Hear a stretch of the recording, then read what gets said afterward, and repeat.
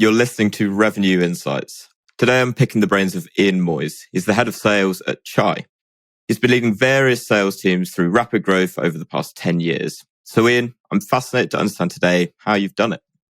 Welcome. Lee, thank you so much. Pleasure to be here. As we can see, we're recording near Christmas, or the decorations wouldn't be up. I guess there's the War and Peace version, and there's the Hungry Caterpillar version, right? So I'll give you the Hungry Caterpillar version, not bore people. So been in sales many years.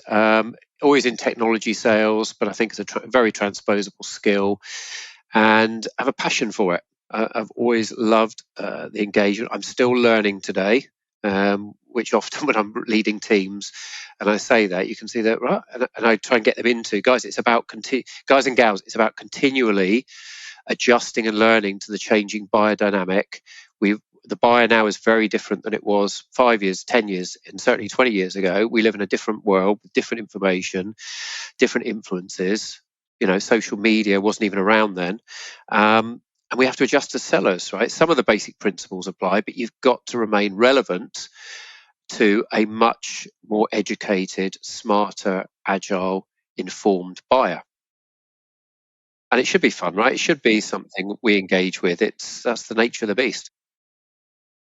And so on that journey, you've come to ChAI today, and we were kind of talking beforehand about some of the experiences that you've had in the past. So of those, what are the most common, in building a lot of those high growth teams and the successful teams, what are the common trends that you're looking for? How do you process it when you're going into a new role, taking stock of what the situation is like?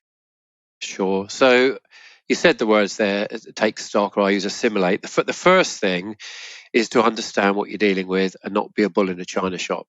Whilst I've got a lot of experience doing this, and there's quite a few things that you can reapply, I don't assume and come in and on day two indicate, here's all the things we're going to change. We're going to just change everything to how I've done it before, right? Because it's a different company, different technology, different customer, different ideal customer profile, persona, potential, all this stuff.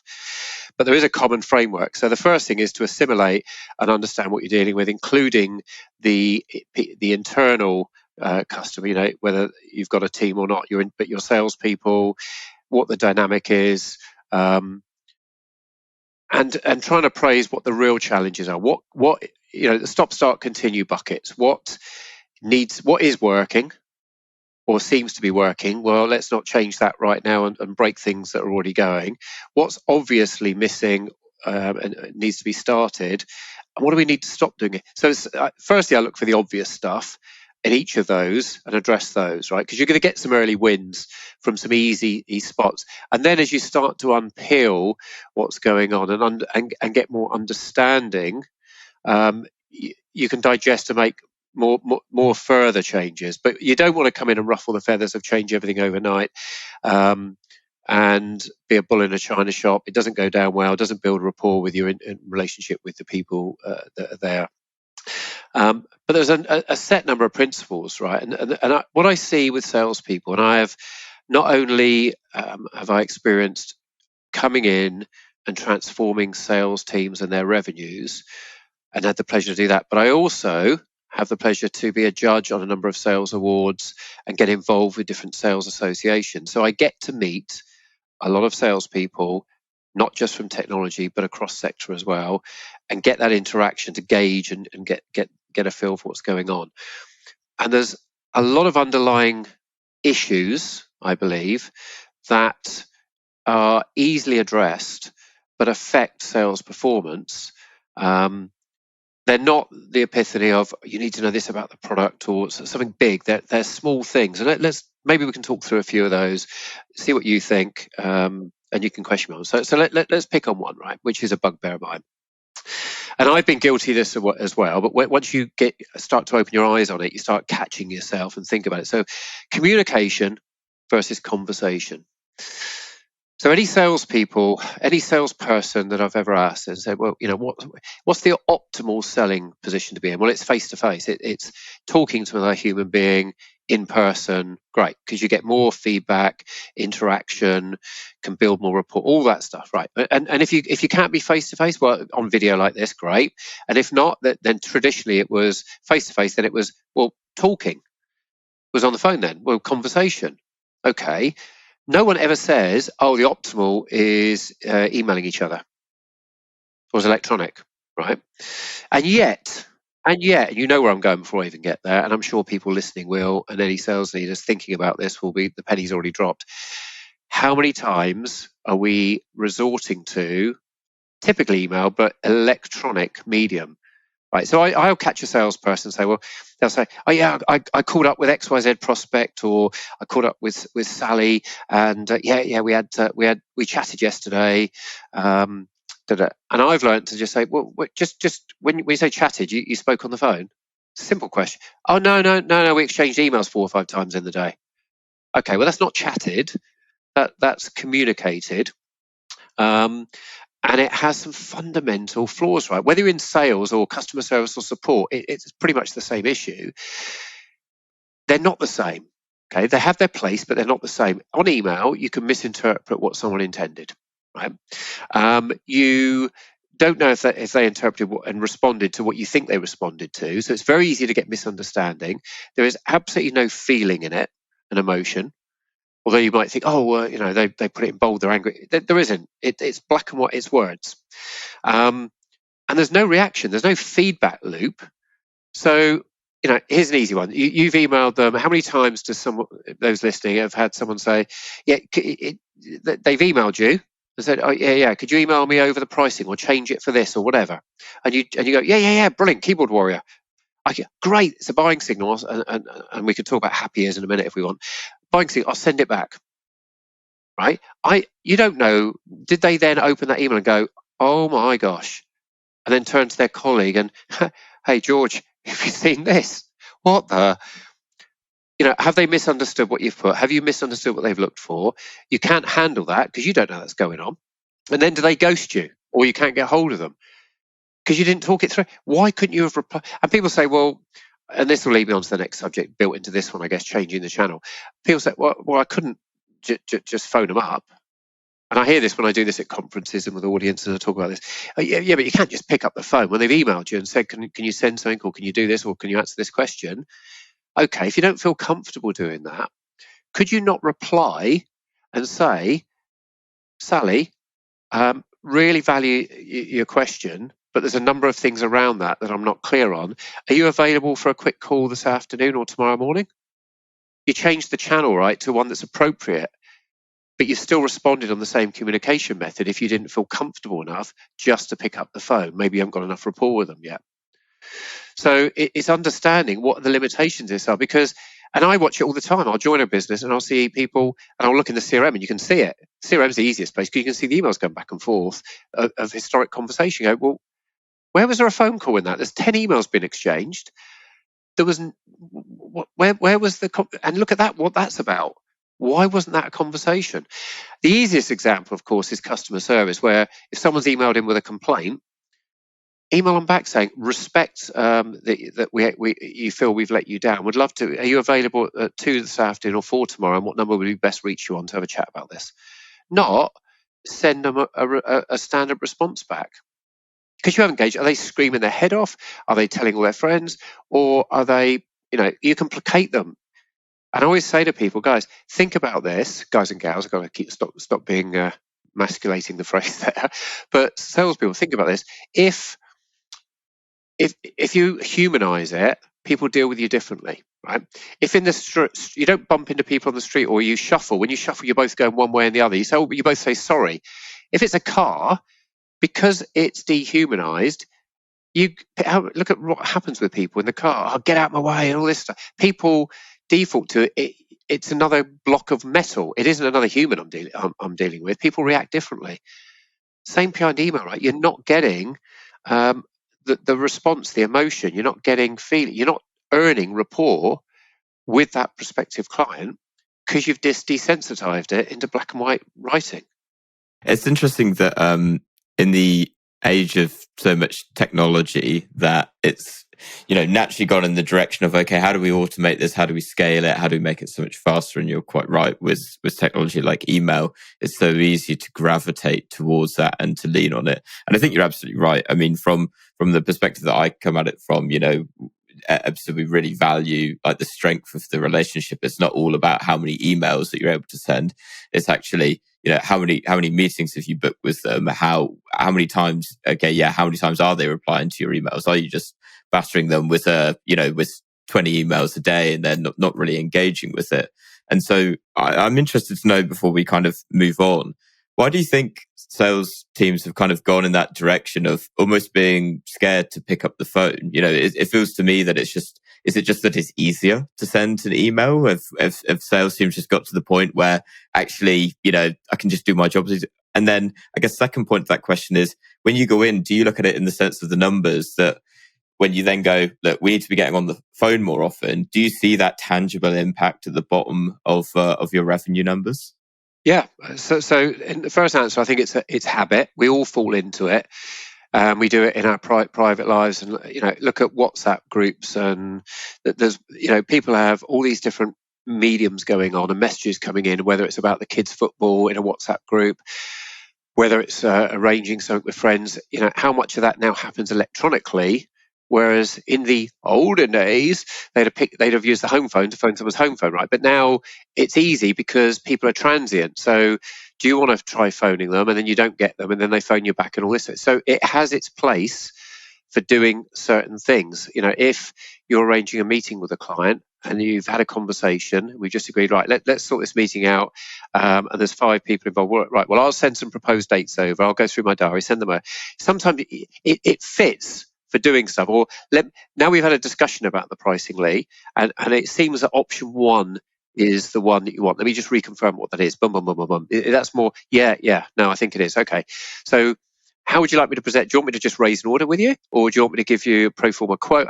Oh, well, if you can send it over laid out in of exactly what's in there and what's included, I'll get it double checked, and then brilliant. So you're using it to validate something you've already discussed, to confirm something. Or if it's simply, Ian, I can't make the call at 2 today, can we make it 3 tomorrow? I don't need to phone you back, right? I can happily reply to that. And you go, yep, 3 tomorrow works for us. I'll update the diary invite. It has its place, but it shouldn't replace the majority of conversation, which unfortunately in a lot of sales transactions it ends up doing. You need to pause and think, is this something that should be a conversation? Is it about something more robust in what we're doing? And so that's the first bit. And then, yes, does it have results? Yes. Does it transform your whole business overnight? No, of course not. This is one of multiple things that I look to address. But if you're having more conversations with people, let me talk about one of the impacts it has, because you used a word a second ago and said about relationship, and that triggered me on another one. So rapport versus relationship. Similarly, salespeople will say, hey, how are you getting on with Sally at XYZ? How are you getting on with Bob? Oh, we've got a great relationship. Okay. Is it a relationship, really, or do you have good rapport with them? Because relationship implies something quite strong. Would the customer say, you have a relationship? Say, no, I like Dave. Would they describe it the same way you are? Right. So here's an easy example, and then I'll give you a way of measuring this. Which links back to what we were talking about. If you're out on the street, you're just wandering down, it's very easy to pause, say, madam, sir, excuse me, have you got the time? Oh, yeah, it's 3:10. Great. Okay. Different scenario. Sir, could I get £10 off you, please? You're going to get a very different answer, and here's why. Think about a piggy bank. So I've got a piggy bank here. In that second instance, I'm trying to take more out of that piggy bank, more rapport than I've put in. Okay, the first one, I've been polite. If I said, "Oi, you, what time is it?" I'm probably not going to get the time. But because I was polite, excuse me, if you wouldn't mind, you've got the time. And I've asked for a little thing, the little bit of rapport I've just put in the piggy bank, I can pull out and get in the time. Same with sales, right? So think of that piggy bank. Every time you interact with that prospect and you do something, whether it be yes, an email communication, you respond quickly, you're putting levels of coins in that piggy bank of rapport. I would suggest heavily that when you have a conversation with them, there is more coins going in because of the inflection, and you can go, start the call, right? Hey, crikey, how are you getting on? Did you watch the match last night? Oh yeah, oh my god, and you might end up chatting about that, right? You might have a football in the background there. There's something you find levels for discussion where you build rapport, and it feels more tangible. I've just put more coins in the piggy bank, right? If I meet you in person, if I go out for, we've met a couple of times, and should we go downstairs and grab a coffee and relax and sit in some relaxed chair?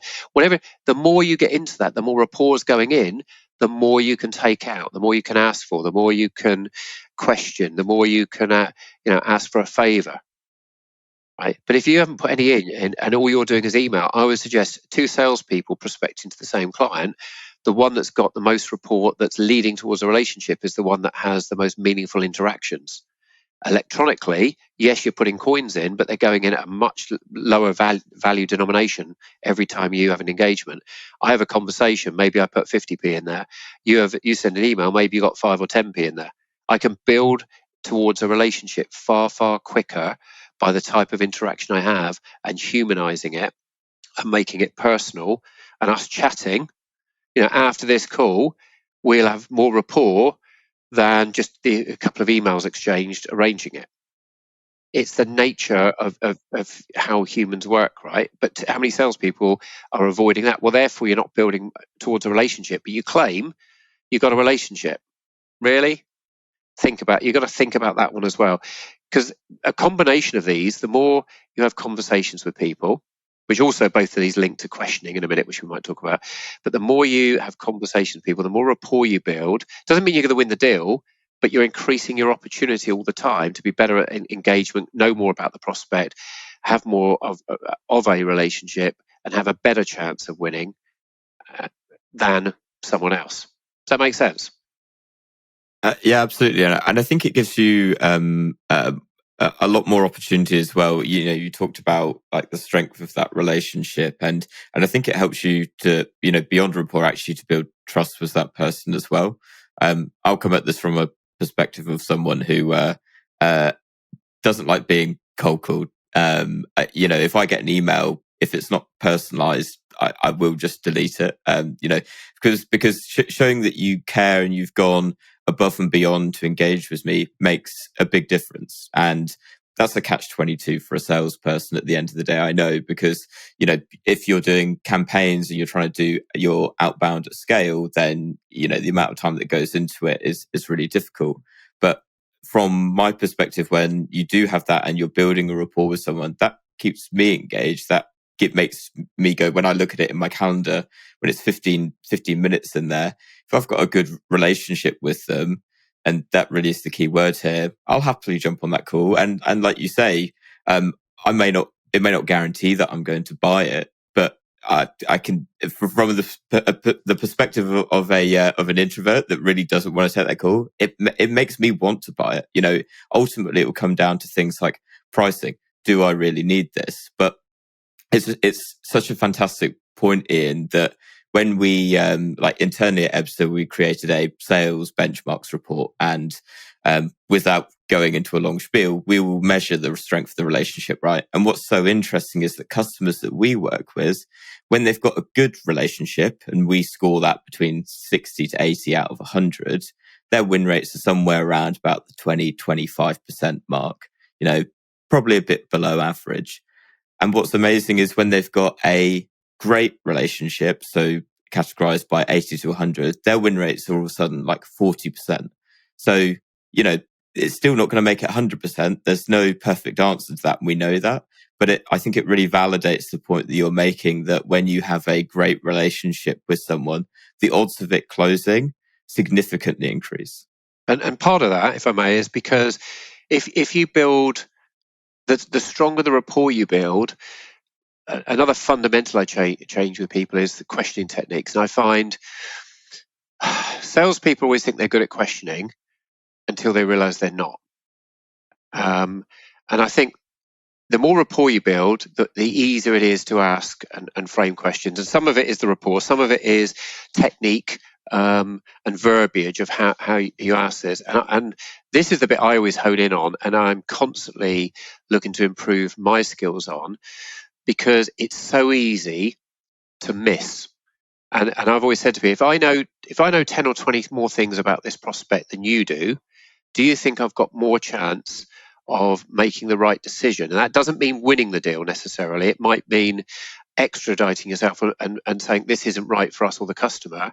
We're not a good fit here, but I found it out earlier because I know those data points, and the competition is going to keep going after whatever and probably end up in the same place, but much more costly sales cycle. And I think it's because there are a lot of sales methodologies out there, and I'm not going to say there's anything wrong with any of them, right? There's BANT, Scotsman, Spin, TAS, Target, Medic, keep going. But it's how they're applied, and I think often they're applied too literally. So I have this thing called, I came up with a number of years ago, called being Sherlock in sales. So two salespeople, one's called Sherlock, one's called Lestrade, Inspector Lestrade of Scotland Yard, if you know the stories. So there's a room. Let's do the scene. There's the murder room. And Lestrade's come in and he's looked around, looked at all the different clues and things he can spot, and he's taken 6 or 7 data points, said the butler did it, and here's why. Great.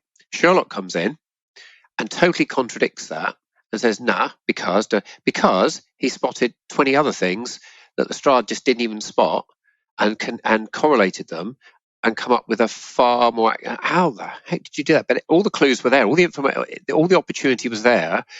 But Lestrade wasn't good at questioning. Sherlock was, right? And that's what you need to be in sales, is how do I find out more about this? How do I unpeel that onion?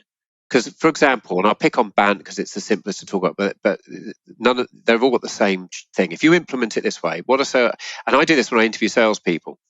One of the things, this will give it away, but anyone listens to this, but well done listening to it if that's the case. But it's very few salespeople pass this one. I remember one young inside salesperson who nailed it, and it was like, I hired them because, oh my gosh, they were great otherwise, but this just did it for me.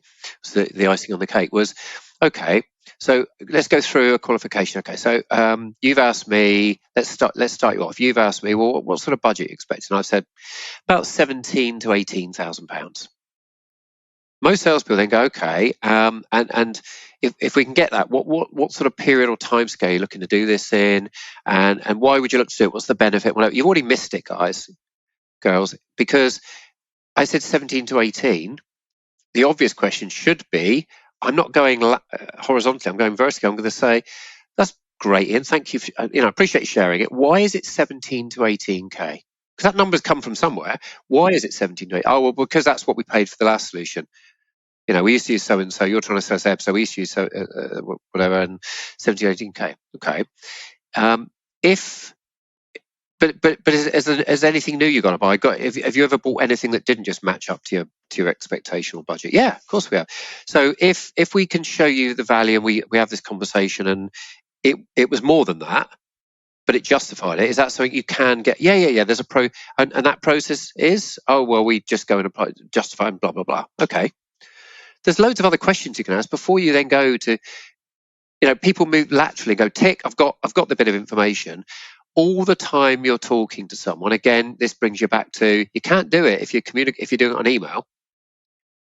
I have seen someone try, by the way. I do remember once seeing a list of questions sent to the customer. It was like, that doesn't work. What, they're going to fill in a form for you, 28 questions to be a qualification? It's got to be a conversation. It's fluid. It is, depending what they say, is listening to what they're saying and pausing out. That's really interesting. So, can I just go back a couple of points? I heard you say, da da da da da. Can you help me understand what you meant by that? So again, why it needs to be a conversation, but questioning is an incredibly important skill that most salespeople are not as good at as they think they are or should be. And it's not difficult. You've just got to slow down and get into a habit of think what was said. Is there a question to ask about this? And don't ask them for the sake of question, But we want to get a new car and we really want green. Okay, let me go and show you a green car then. Well, no, hold on a sec. What particularly is making? I'm just curious. What makes you want a green car? because I might have a better one over here to sell you that's blue, but I want to know first what the weighting is of the green, not just go and listen to what you've said and going straight for it. Then find a couple of days later, I see you driving past in a blue car you bought. Well, hang on a minute, you said you wanted green. Yeah, they asked me about it and then explained that green fades more in the sun. I don't know if that's true. I'm making stuff up, but they explained this and this and this, and they had this other car, but it was much more economic, and they had this on it. So the colour was a nice to have. It was but you didn't ask that. They did. It's fundamental. And I completely agree with that. You talking about it reminded me a lot of a previous guest that I had on, Sunny Kumar, who was talking about mental models being applied to sales, and one of those is the 5 whys. So consistently going why, and then you get the answer, yeah, but why, and to keep digging to really get to the heart of the issue. And that example was talking about stuff from a leadership level of trying to get to the bottom of it, right? But I think to your point, can absolutely be used as part of that sales process to get to the answers for what you need. It's interesting. I was at an event the other week, and I was listening in to one of our sales team speaking to a prospect, and our product kind of does 3 very distinct things. And I listened to the elevator pitch at first. I was like, okay, not bad. And then I was listening to what came afterwards, and it completely petered away. And I was like, can I just interject here?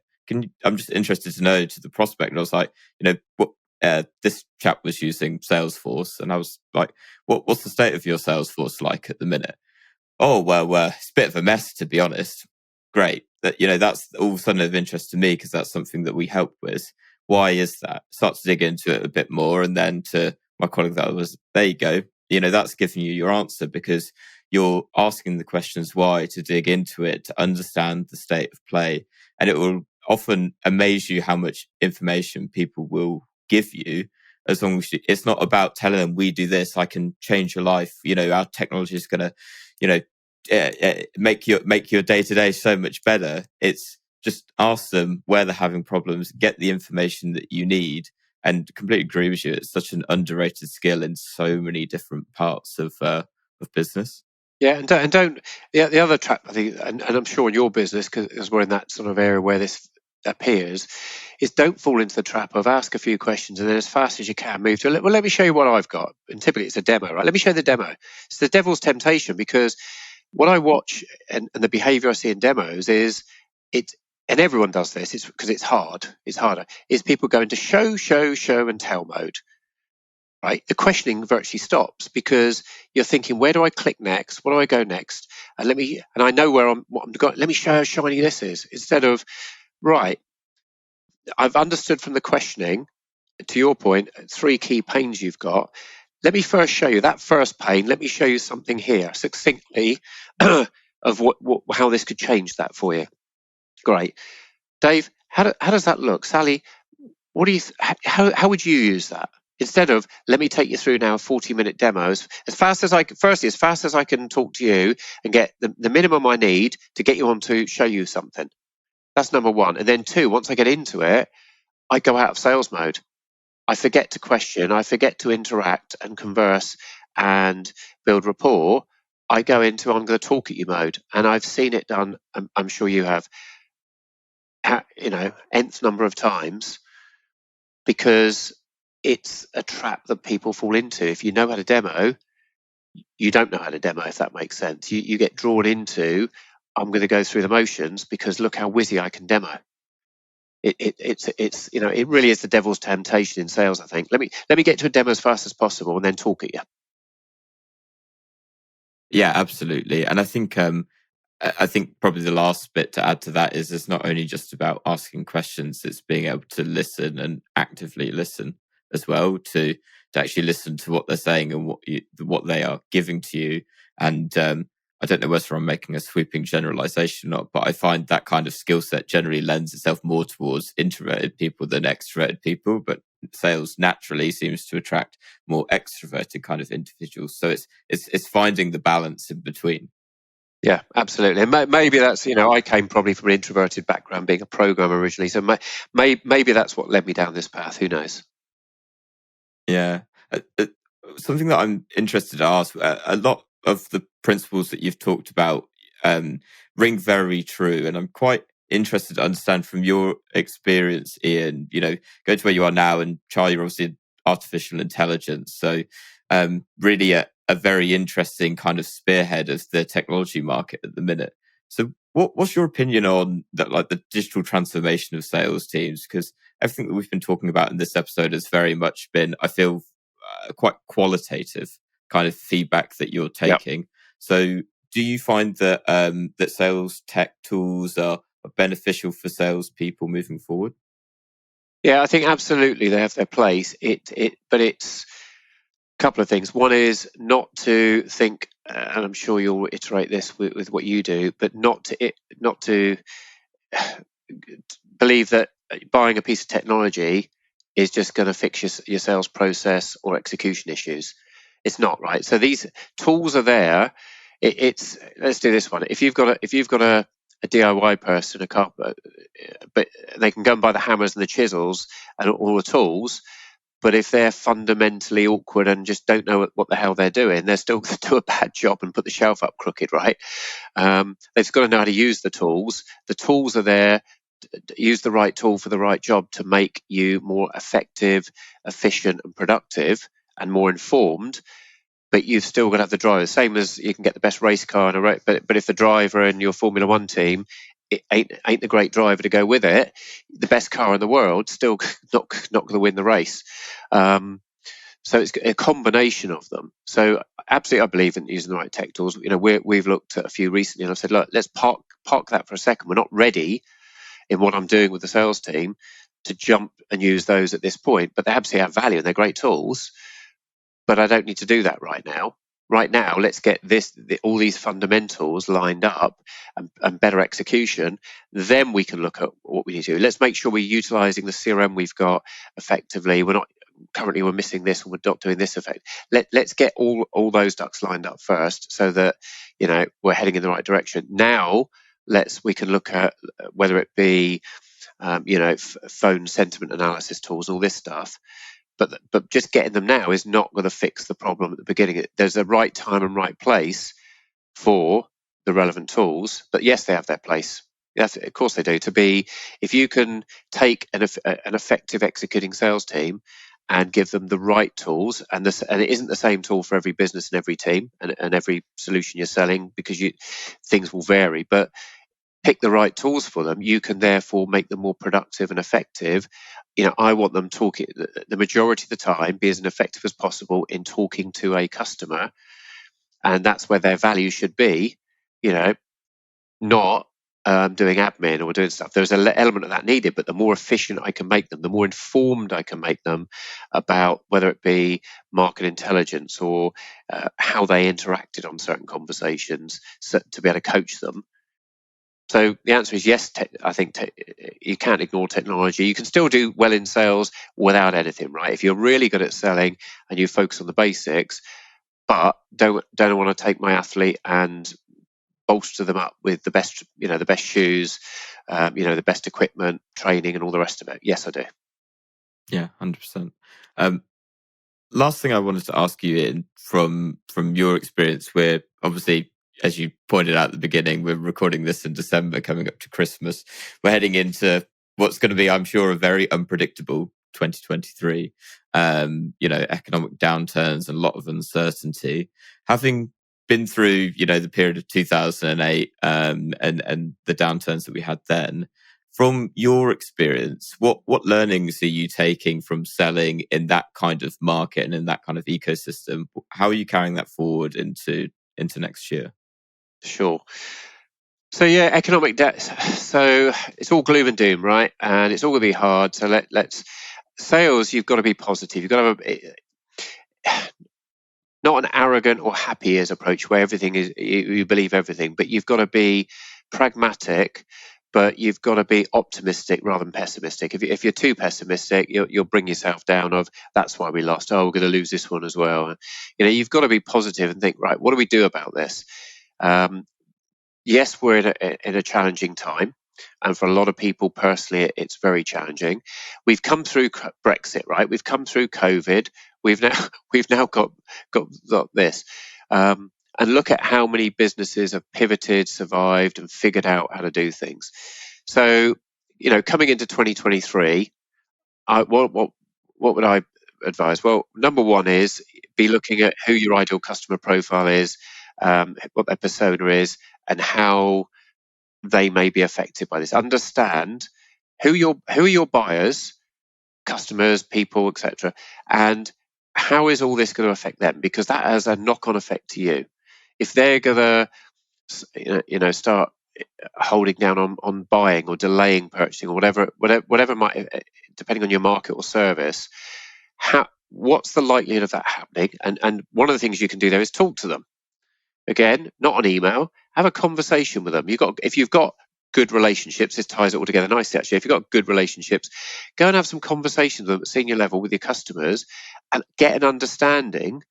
Be transparent. We're trying to understand what the impact of this is going to be, and the best place we can gain that from is, of prospective customers, is asking our existing customers who are in the same dynamic and market, and how would you feel? Get some insight. Number one, so you get some better understanding, and you can have some forethought of what might be coming.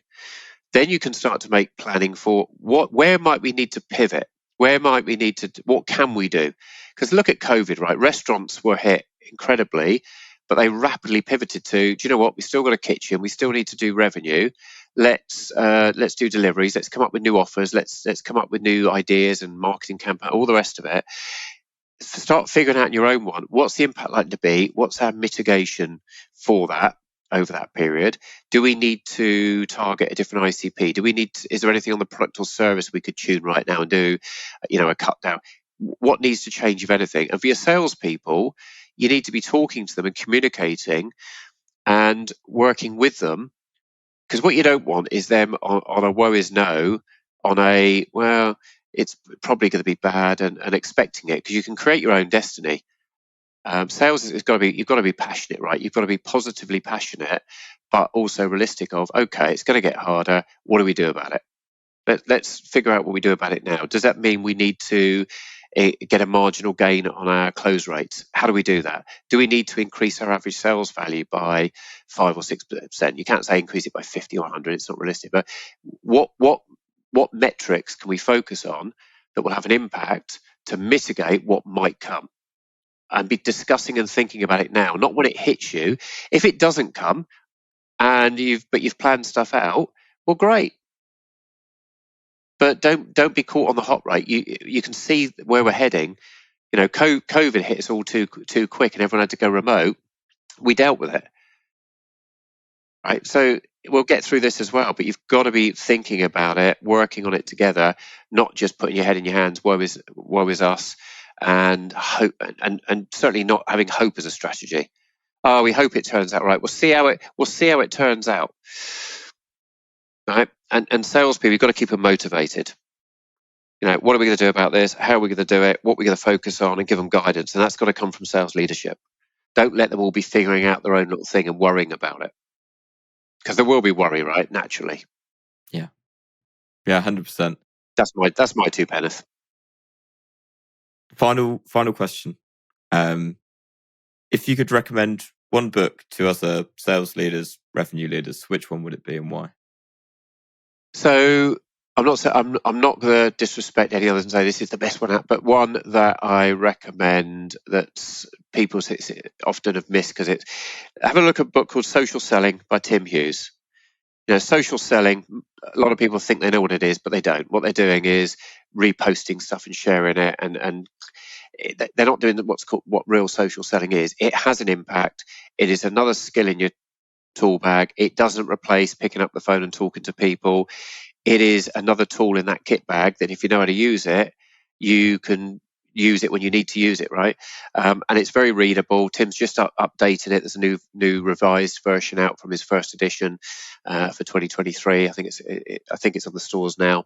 That would be my recommendation, because you'll learn something from it. It's about how the biodynamic has changed and some different things you can do about it. Beautiful. Well, we'll put a link down to that in the show notes. Cool.